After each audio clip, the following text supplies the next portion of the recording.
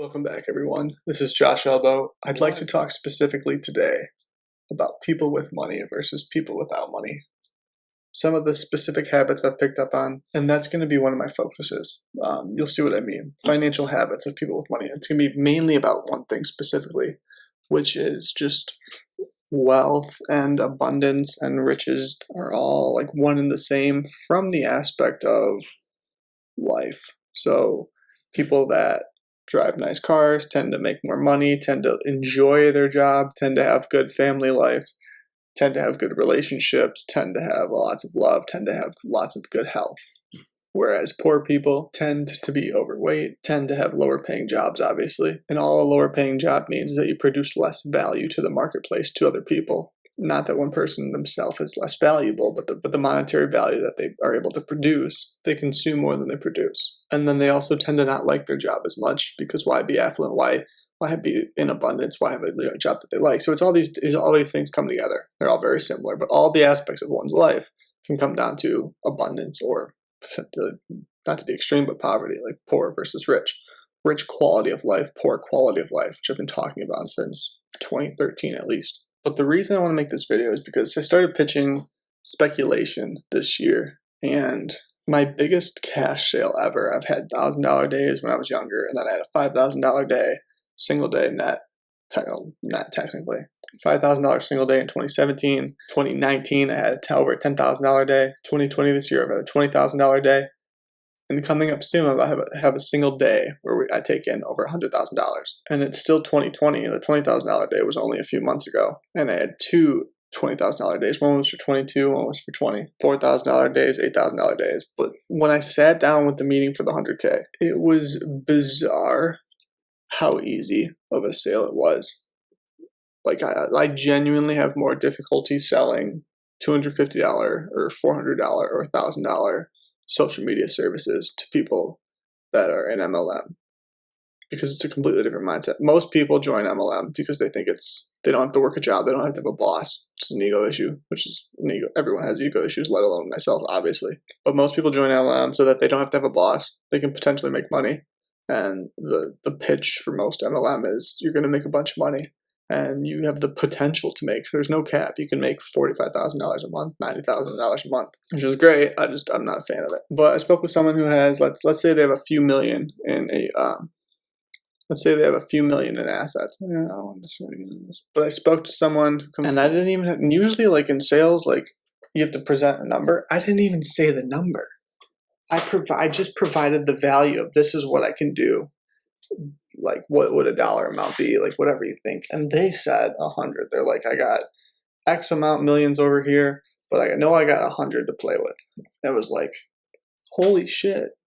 It was mind opening because I don't come from, like, I didn't see that. I saw affluent lifestyle from friends growing up and from like people that I went to school with growing up, but I never like saw the dollars that went into that. Like I would see, let's say, the farm or the house or the cars, but I never understood what went into it. It was just like, oh, cool, Ferrari, a couple Ferraris, a couple Porsches, like whatever the case may be. But I didn't see like, oh, like that literally costs like $400K, or depending on the Porsche, like $2 million, or a house that was or a house that was $10 million. I never saw the back end of that, like how it gets to that point. Like how do you come up with 10 million? But the reason I think these people are able to come up with 5, 10 million, billions for other cases, I'm just talking about cases I've seen specifically, let alone like billionaires, and like billionaires are even a whole other level, which is the Porsche I was talking about in that case. The habit though that these people have is always trying to grow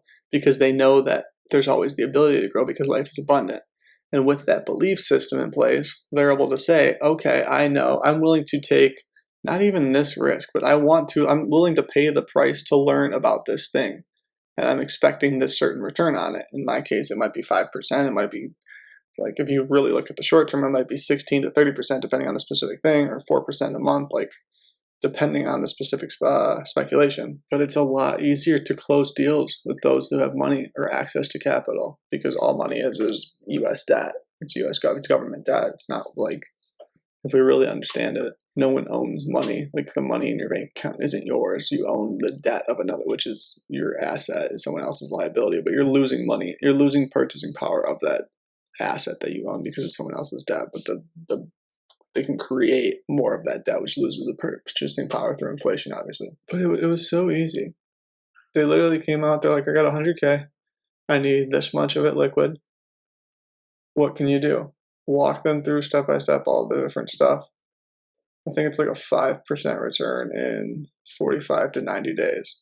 Guaranteed, everything's in place, insurance is in place, stuff like that. I almost felt like I wasn't even selling. It was just purely explaining the value. Whereas when you're talking to poor people, you have to use all these techniques. You have to use communication skills versus just like communicating genuine care and value, which is a lot more genuine. People can feel on. And yes, obviously every professional salespeople are genuine and they genuinely care about the end result that their client gets, which is why they're a good salesperson, which is why they make, like, that's how you make money long-term in sales, is just be of value to the client, put the best options on the table for them, and then truly have enough empathy to help them see that you care about what they are trying to accomplish and that your product or service can get them there. But there was no like one-liners that I've learned that work that I had to use. It was just purely like the reason that they're affluent is because they're not afraid to spend money on ideas that work, because they trust themselves. And maybe I see that because I sell a lot of people that are under 30, and it's just like still like getting to learn like and understand themselves and know themselves, and they don't trust themselves. So that can be one part of it. But I think it's how they raise their children as well. I think it's how they were raised, what they saw, but what they modeled off their parents. I think it's a lot of psyching behind on the back end too. But without making this video crazy long, I want to share that I've been talking about this in multiple other videos, how much easier it is to sell with people with money versus people without it. So like in this case, rich meaning financial and poor meaning not financially wealthy. But it's night and day difference. I would almost recommend never trying to sell to people without money, because it's just not there. When people, let's say 100K a year used to be a good job, right? Businesses that are doing well can afford that, whereas it's literally impossible to do that at the corner store. Maybe at a startup you can do that depending on like what scales up and stuff. But if you go to a business that is like Facebook or Google or Tesla and try and get a job there, or some big bank, yes, it's going to be harder to get in.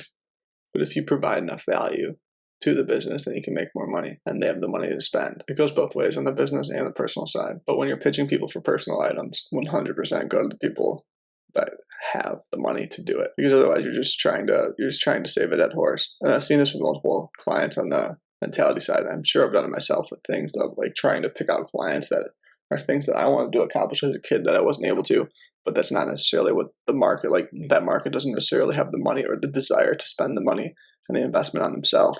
So that's just stupidity. Ending the video with sell to the target market that has the money to buy your product. Listen to the market when they tell you what they want. You can afford it. Still, I guess you could create free content for people without money to help them make more money so that eventually they can live in abundance and just have a better lifestyle. But if they provided more value to the marketplace, they'd make more money. That's all for now.